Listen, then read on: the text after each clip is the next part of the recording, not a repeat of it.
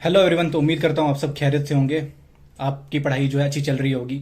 तो आज हम बात करेंगे कि जो जेकेएसबी नायब तहसीलदार का उर्दू है उसको आपको किस तरह से प्रिपेयर करना है, क्या क्या चीज़ें उसमें इंपॉर्टेंट है और किस तरह से आपको ये सिलेबस जो है उर्दू का कंप्लीट करना है और पढ़ना है।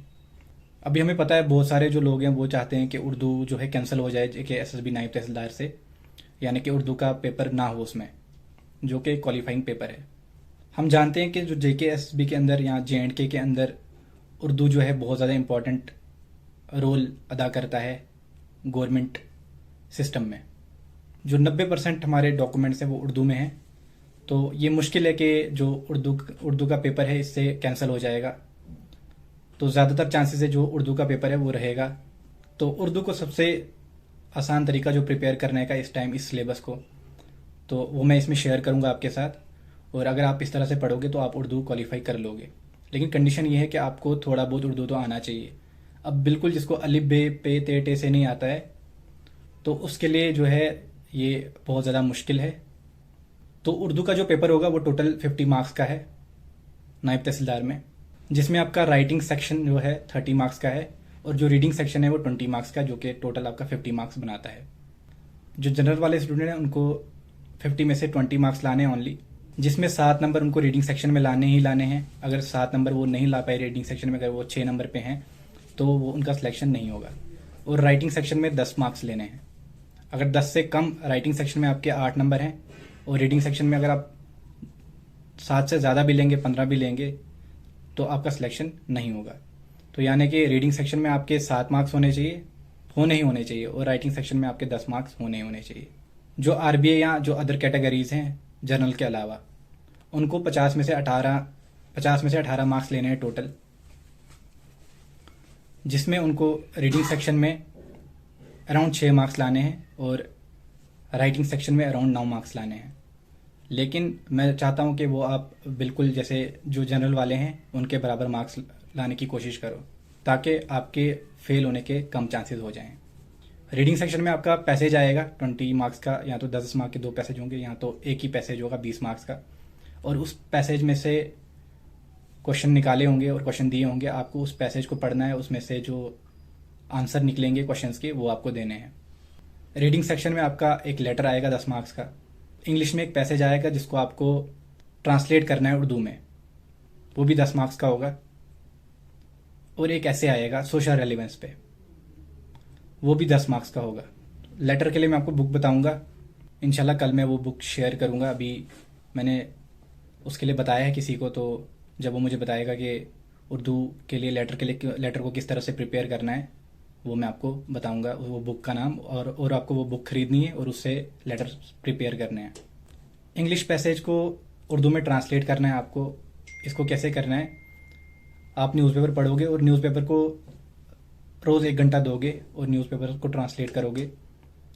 इंग्लिश में जो पैसेज दिया होगा उसको कोशिश करोगे कि उर्दू में लिखो। अगर आप ये कर पाओगे तो आसानी से आप जो है इस पेपर को क्वालिफाई कर लोगे। अच्छा, इसके अलावा एक ऐसे आएगा आपका, ऐसे सोशल रेलिवेंस पे होगा, ये भी आप न्यूज़पेपर से करोगे। इसमें आपके पास ऐसे आ सकता है, पुअर्टी पे आ सकता है, इनइक्वालिटी पे आ सकता है, क्लाइमेट चेंज पे आ सकता है, मेंटल हेल्थ पे आ सकता है, जेंडर इक्वालिटी पे आ सकता है, हेल्थ केयर एसेसिबिलिटी के ऊपर आ सकता है, इम्पैक्ट ऑफ टेक्नोलॉजी जो है उसके ऊपर आ सकता है, एजुकेशन पे, सोशल जस्टिस पे, इम्पैक्ट ऑफ ग्लोबलाइजेशन पे, सोशल मीडिया पे। तो ये जो सारे हैं ये कॉम्पोनेंट रहेंगे। ये अगर 10-12 जो ऐसे है आप प्रिपेयर कर पाओगे, इनके नोट्स बनाओगे, टोटल 12 पेजेस बनेंगे। डबल साइडेड 100 वर्ड्स का लिखना है आपने, क्योंकि पेपर में भी आपको 100 वर्ड्स में ही लिखना है। तो अब ये कैसे करना है, न्यूज़पेपर से आप न्यूज़पेपर लोगे, न्यूज़पेपर को ट्रांसलेट करो। जैसे आपने पुअर्टी पढ़ना है, अब मान लो कि न्यूज़पेपर पे कोई पैसेज आया है, तो आप जो है उस पुअर्टी पे जो भी आया होगा उसको उर्दू में ट्रांसलेट करोगे और उर्दू में लिखोगे उसको। टोटल एक पेज 100 वर्ड्स का, 100 वर्ड्स का आप लिख लोगे एक पेज पे और उसी को बार बार याद करोगे ताकि आप एग्ज़ाम में उसको लिख पाओ। सबसे ज़्यादा जो आने के चांसेस होते हैं क्लाइमेट चेंज पे होते हैं।